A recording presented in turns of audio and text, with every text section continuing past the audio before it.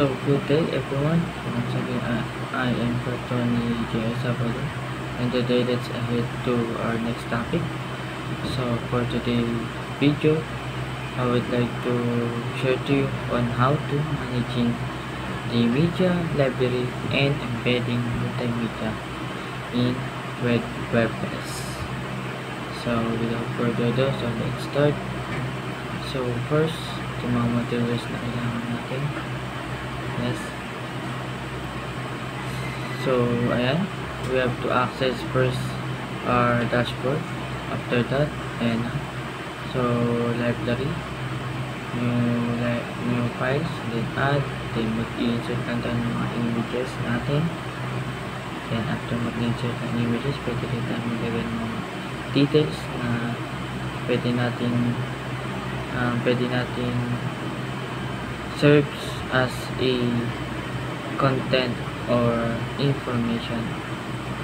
So ayan, ito yung example. Then also pwede rin tayo maglagay ng mga additional images like multiple. Ayan, so mag-insert na tayo ng library for managing files. So media library assistant, yung plugins na i-install natin. Once na activate, there you go.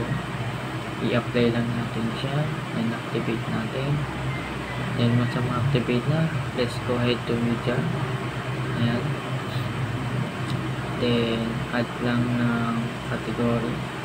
Description, of course, huwag kakalimutan. Then after that, mag-create na tayo sa post. Ayan. Then images. Then i-select lang natin yung mga media or yung ginawa nating list of files sa media assistant plugins. So ayan, select lang natin na pwede tayo makatulong para mapabilis yung ating production.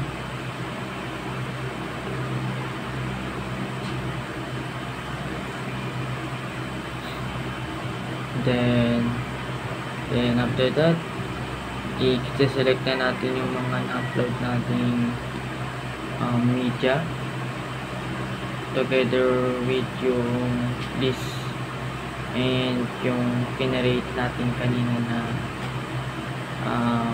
libraries. So ayan, as you can see, as casual Gutenberg editor para mas mapabilis yung ating production, para mapabilis yung ating paglalagay ng mga contents natin. Then ayan, pwede mo rin daw gawin yung ganitong klaseng links. Ayan, yung ganyang klaseng method kung saan pwede mo i-play yung background music. Ayan.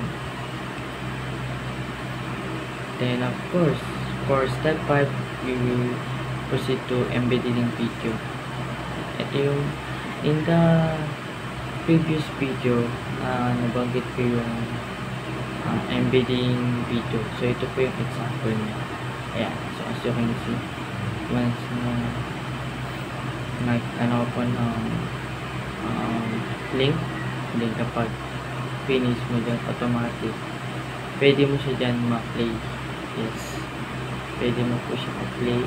And after that, pag na-embed na siya, pwede ka naman maglagay ng reference link dun sa text message o kaya sa video. So paano nga ba yan? So ayan, for example, then lilink mo lang siya. Ayan yung caption. Then mag-set ka ng hyperlink. Okay. Ayan.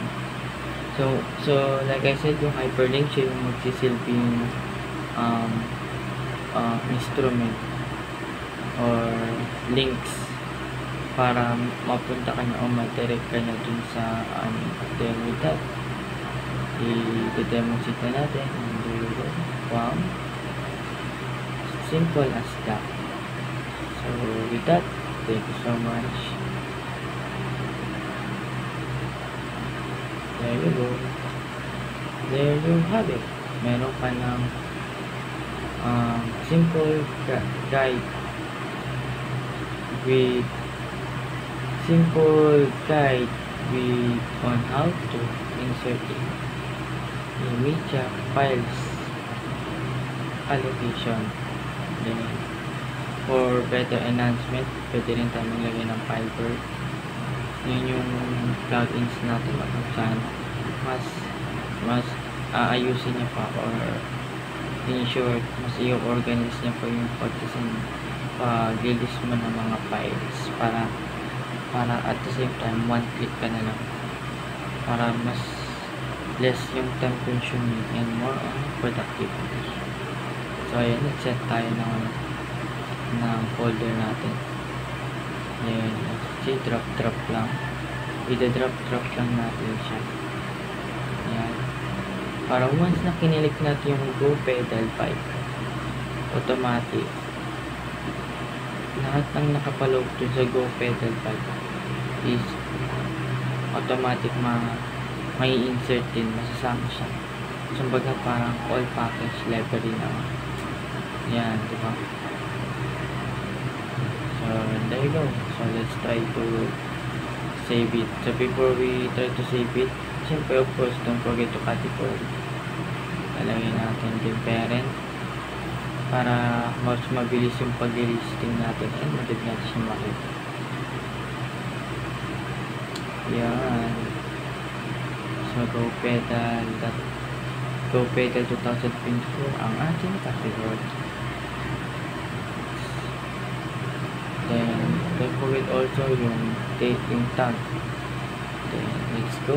Post updated view. Then, there we go. Meron ka na easy and effective way on how to insert media files in WordPress. So, I hope you learned something, guys.